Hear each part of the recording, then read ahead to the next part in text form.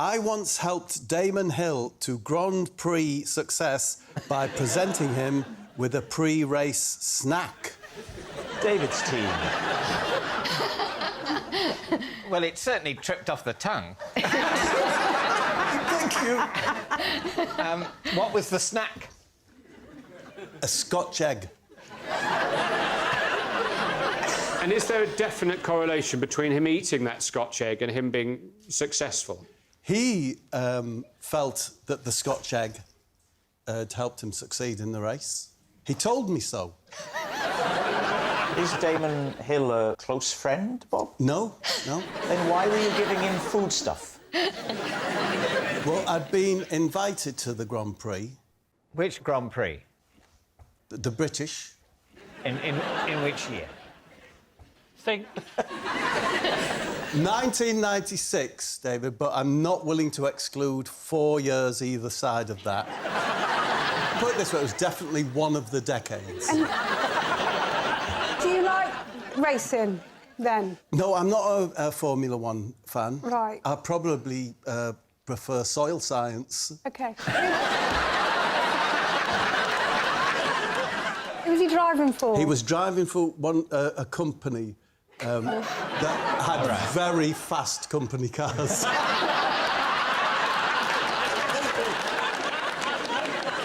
So, why were you permitted access to a major racing driver? Because his manager, Shane Tobacco...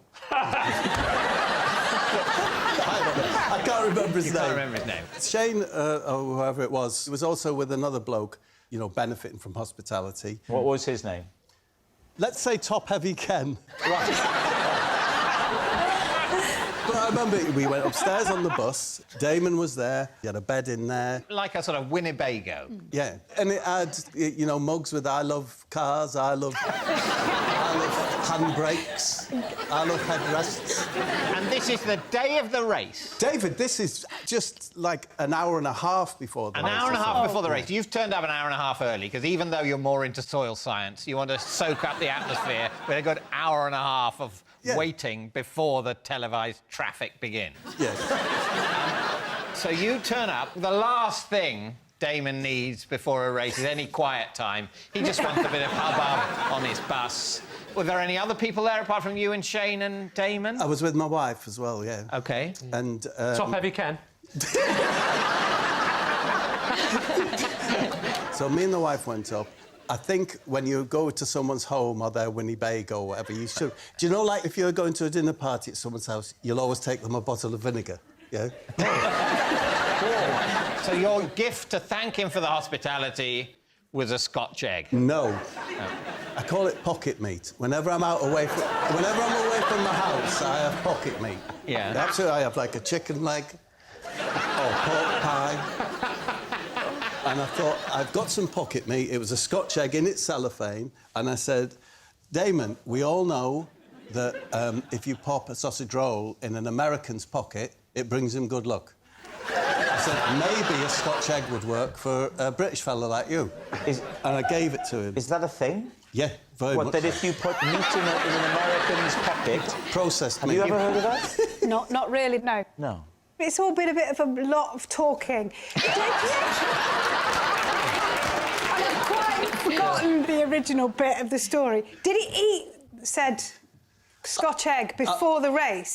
I'll never know, Samantha, but after the race, he said that he took the scotch egg round with him. He swore he did. In the car? I don't know whether he put it in the glove box on the passenger seat. Whether he ate it. But, Bob, you're not claiming that he ate the egg. All I'll say is that when I was watching, when Damon went past, in his tailwind, a person next to me said, Damon's tailwind smelt really meggy, which of course is meat and egg. Meat and egg. Okay. So what are we thinking, Sam? Do you know what? Sometimes stories are so mad that they've got to be true. What I would say here is be wary when it comes to Bob. Oh, OK. Do you remember, David, that I think it was the last time Bob was with us, he told us Chris Rea told him to put an egg into his bath. I can't even remember. Was that true? No. But you believed it was true? Yes. Miles, what are you thinking? Well, I think that you're sort of somewhat cynically using this as an opportunity to tout your kind of charms. And you're hoping to kind of drum up work, and then your agent's going to get lots of phone calls saying, oh, would Bob Mortimer be able to sort of slip Gareth Bale a pasty and stuff like this? I think it's a lie. You think it's a lie? But you think it's true? I'm on the fence. Oh, dear. This is a horrible situation. I don't know. My instinct is it's a lie. You're saying lie? OK, Bob Mortimer. A lucky Scotch egg for Damon Hill at the British Grand Prix. Truth or lie? I was telling the truth. He's done it again. It is an impossible situation. One egg thing's true, the other egg thing... How can I have disbelieved the wrong egg thing? Hello everybody, welcome to Life in France. Life in France versus Life in the UK. I'm Mark, and if you haven't already, please subscribe to the channel, and don't forget, hit that red button so you don't miss any future releases. In today's video of Life in France, I've got some channel news, and I'm also going to reveal which of the statements was a lie in Would I Lie to You? Okay, channel news. Guys, this is the 40th video. So we're making great guns. I'd like to thank everybody for their support to date. I feel as I'm making some really strong friendships. And guys, just one thing, I do full views. If I say on the comments that I've given a full view, it's because I have. I'm also aware that there's a lot of good friends that I'm making that are giving me full views. So I'd like to thank those. But come on guys, if I'm giving everyone full views, at least give me 5 minutes. Okay guys, would I lie to you? The big reveal. You know, the scary thing about that is that 5 of those statements were true. The lie was, I don't have a tattoo. I didn't get a tattoo of a rhino charging on the back of my neck. I almost did. At the age of 50, I was going to get it done, but I bottled out. And just to give you a bit more information about all the statements, when I was in sales, I did read a book called Rhinoceros Success. All my guys had rhino lapel pins, and I did have a number plate, Rhino. So that part of it was true, just that I didn't go the full hog and get the tattoo.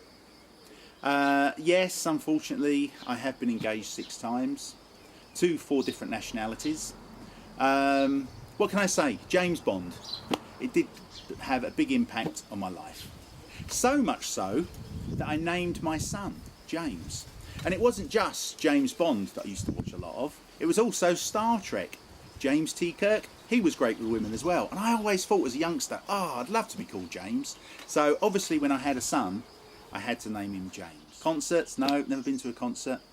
Go to the theatre a lot, and I love the theatre. I've actually been to the opera as well, seen Swan Lake. Movies are my thing. I love going to the cinema to see a big premiere. But never been to a concert. And it was for the reason that when I was in my teens and early 20s, I was into soul and jazz funk. And the groups that I enjoyed were all having concerts in Brixton. And at the time, Brixton just wasn't safe. I didn't feel like I wanted to go. And that was the reason I never went to a concert. Gladiators. Yes, I did try to become a contestant for Gladiators. And I think it was down to the fact that I was 16 stone that prevented me from getting on the show. And it wasn't until a few seasons in that they started getting larger contestants. I actually did meet one of the Gladiators, Mark Smith, who was actually known as Rhino on the show. And this is me and him together. This was just a couple of months before a competition. So you can see I'm getting quite lean there. Yes, Jaws. Absolutely petrified me at the age of 11, my nan. Thanks, Nan. So much so. And also, James Bond. Someone's mentioned this in the comments in the earlier video about her son being afraid in swimming pools. I was the same. Watching James Bond, sharks coming into swimming pools, obviously Jaws as well. When I used to go to the public baths, there was a 12-foot deep area, and in the deep end there was like these glass doors or screens in the deep end, and my mind would just race, and I would just think that they would open up and sharks would come out. Every time I jumped in that deep end, I would swim so fast to get into the shallow end because I had that fear of sharks. So you can imagine me in open water in the sea, absolutely petrified. I did end up being in the school swimming team though, so perhaps that was a good bonus. Bullying, yes guys, I was bullied, and it was because I wore the patch on the eye. When I was 4, I think it was, maybe 5, I had to wear it for 3 years, and I was bullied a lot at school over that. And I actually teamed up with the only black boy in school, Colin, and we became best friends. Because at that time, you know, people of colour were getting a lot of racism. You know, I always remember the first Indians that moved into a street. You know, the amount of racism that that poor family got, because those were the times in the UK at that point. And Colin and I were best friends, and we used to help each other fight our battles together. And I always remember one of the bullies was our neighbour. You know, I was 8, he was 10, and that 2-year age difference made a huge difference on size and strength. And my dad kept telling me, Mark, you've got to fight back. You've got to show him you're not afraid of him. And I can always remember one morning, Colin and I were walking along the school path, and this neighbour shouldered me, and I swung round, hit him in the face. He dropped straight to the ground. He had blood coming from his nose, his lip had split, he had blood in his mouth. Didn't knock him out, but he was absolutely stunned, and he just stared at me. Colin and I stared at him back, and we just turned around and walked off. And for the rest of that day, that bully was saying, I'm going to get you tonight, I'm going to finish this, you're not going to get away with that. And I kept telling him, obviously you're going to get the same as you did this morning. So that night, I ran home, and my mum was in the house, and she actually forced me to go out and finish it, because the boy was waiting outside the house. And Mum said to me, Mark, you need to go out and finish this. This isn't over yet. And she forced me out, and he knew that my mum was in the house. And he drew me away from the house into the school playing fields. Obviously there was a lot of children there to watch the fight. I took one swing at him, missed, and he was all over me. It was all over in a minute. He just pummelled me into the ground, and it was all done. But do you know, from that day on, he never bullied me again. And my dad said to me, Mark, you showed him that you weren't scared of him. You also hurt him, and that's why he's left you alone.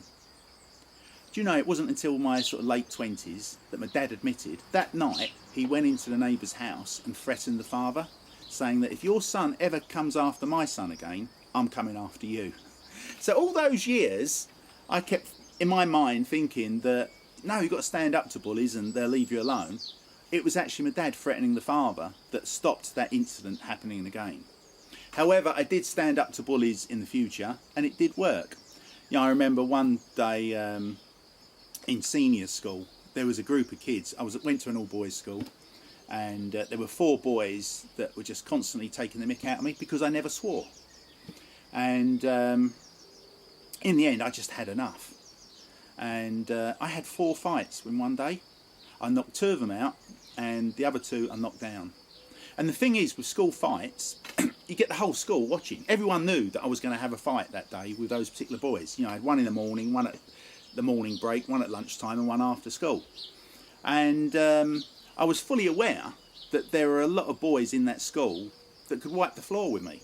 But you know what? They left me alone because they saw that I could knock people out or I could put people down. And even though they could probably beat me up, they left me alone.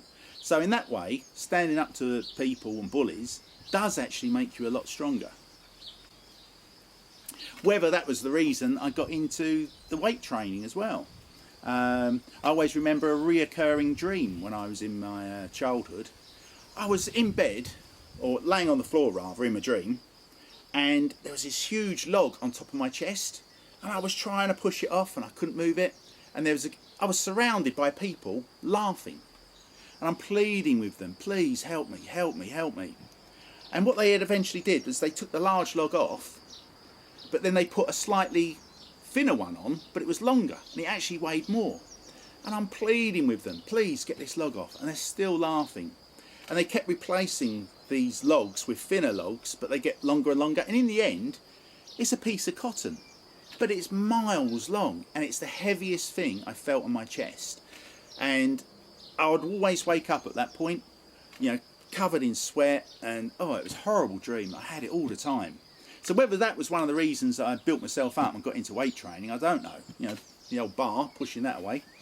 But, you know, I started weight training at the age of 14, got into rugby, and I've never been bullied since. And also, since leaving school, I've never, ever had a fight. Guys, I hope you've enjoyed this short video on life in France, with just the channel recap, and also to find out what statement was a lie from Would I Lie to You? If you haven't already, please subscribe to the channel, and don't forget, hit that red button so you don't miss any future releases. Thanks for watching, stay safe, and I'll see you again soon. Take care, everybody.